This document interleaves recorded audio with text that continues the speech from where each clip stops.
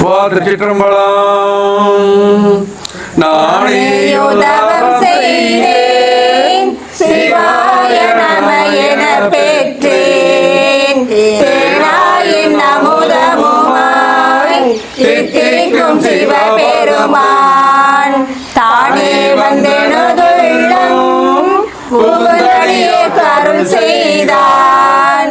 ஊனோடு உயிர் வாழ்க்கை ஒரு தன்று வெறுத்திடவே, ஊனோடு உயிர் வாழ்க்கை ஒரு தன்று வெறுத்திடவே.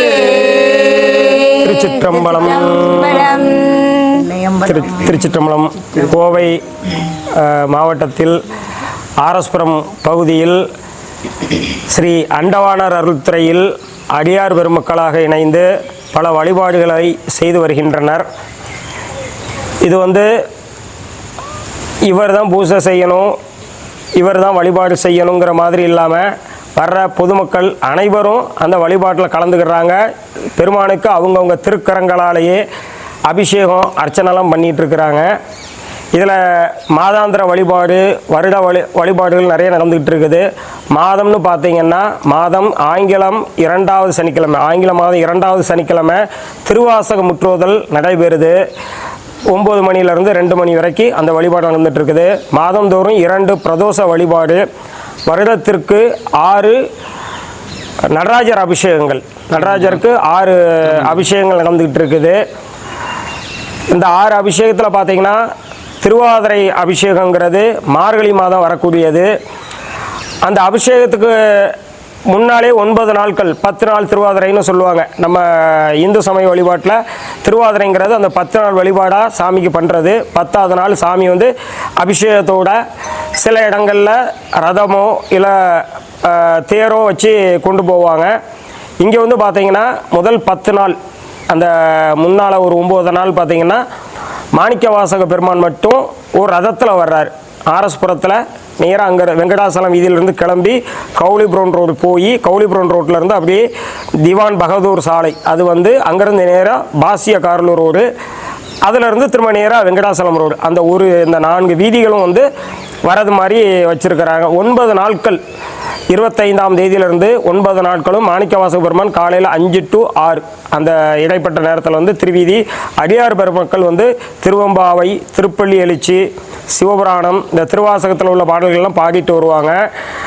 இது நிறைவு ஆனதுக்கப்புறம் பார்த்திங்கன்னா சரியாக 3ஆம் தேதி, ஜனவரி 3ஆம் தேதி சாமிக்கு பார்த்திங்கன்னா அபிஷேகம் நடக்குது. நடராஜருக்கு அபிஷேகம் முடிஞ்சதுக்கப்புறம் அவரை இப்போ பார்க்குறோம் இல்லைங்களா, இந்த தேரில் கிட்டத்தட்ட சாமி 15 அடிக்கு மேலே தேரில் எடுத்து வச்சு அவரை நான் சொன்ன அந்த 4 வீதிகளும் சாமி வர்றாரு. இதுவரைக்கும் கோவை மாநகர்னு இல்லை, தனிப்பட்ட இடங்களில் எங்கேயுமே நடராஜர் திருத்தேர் அப்படிங்கிற ஒரு இதில் வந்ததில்லை. ஆலயங்களில் வந்துட்டுருக்கிறாரு. திருவாரூர் தேரில் நம்ம பார்க்குறோம். அதுவும் நம்மளோட சாமி பார்த்திங்கன்னா மற்ற அண்டவனர்கள் துறையில் எடுத்த மற்ற வீடியோக்களில் பார்த்திங்கன்னா தெரியும். நம்ம சாமி பார்த்திங்கன்னா 5.5 அடி உசரம் வரைக்கும் இருப்பார். சாமியோட எடைன்னு பார்த்திங்கன்னா 520 கிலோ, அம்பாள் 280 கிலோ வருவாங்க.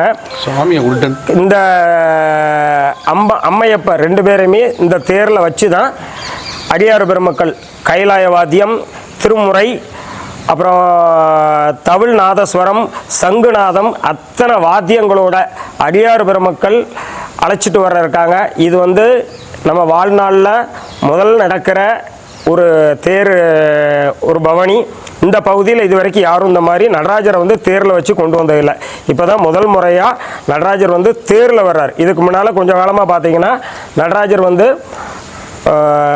ரதபவனி வந்தார். ரதத்திலே நம்ம தேர் மாதிரி வடிவமைத்து கொஞ்ச நாள் கொண்டு வந்துட்டு இருந்தோம். இப்போ தான் தேர் முதல்ல கொண்டு வர்றாங்க. இந்த தேரோட ஒசரம்னு பார்த்தீங்கன்னா உயரம், அது இப்போ ஹைட்டுன்னு பார்த்தீங்கன்னா உங்களுக்கு 15வது அடியில் சாமி இருக்கிறாரு. ஆனால் அதுக்கு மேற்கூரை எல்லாம் போட்டு கொண்டு வந்தாங்கன்னா 40 அடி உயரம் வருதுன்னு சொல்லியிருக்கிறாங்க. தேரோட எடை பார்த்தீங்கன்னா தோராயமாக 20 டன் இருக்கும் அப்படிங்கிற மாதிரி சொல்லியிருக்கிறாங்க.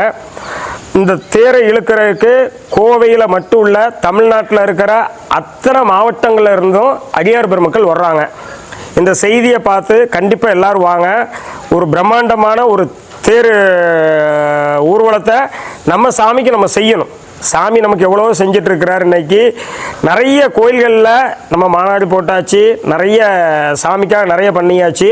பக்கத்தில் நடக்கிறது எங்கெங்கெல்லாமோ போகிறோம், அவ்வளோ தூரம் போக வேண்டியதில்லை. கோவை மக்களுக்கு ஒரு அரிய வாய்ப்பு. வருடந்தோறும் இந்த தேர் இனிமேல் வர்ற காலங்களில் நடக்கணும். இருந்தாலும் இந்த முதல் முறை தேர் அப்படிங்கிறது வாழ்நாளில் ஒரு மறக்க முடியாத ஒரு நிகழ்வாக இருக்கும். அதனால் எல்லாரும் வந்து கண்டிப்பாக அவங்கவுங்க குடும்பத்தோடு வந்து தேர் வடம் பிடிச்சி இழுத்து சிறப்பாக சாமியோட அருளை பெறணும்னு சொல்லி எல்லாரையும் வேண்டி கேட்டுக்கிறோம். திருச்சிற்றம்பலம். ஓம் நம சிவாய.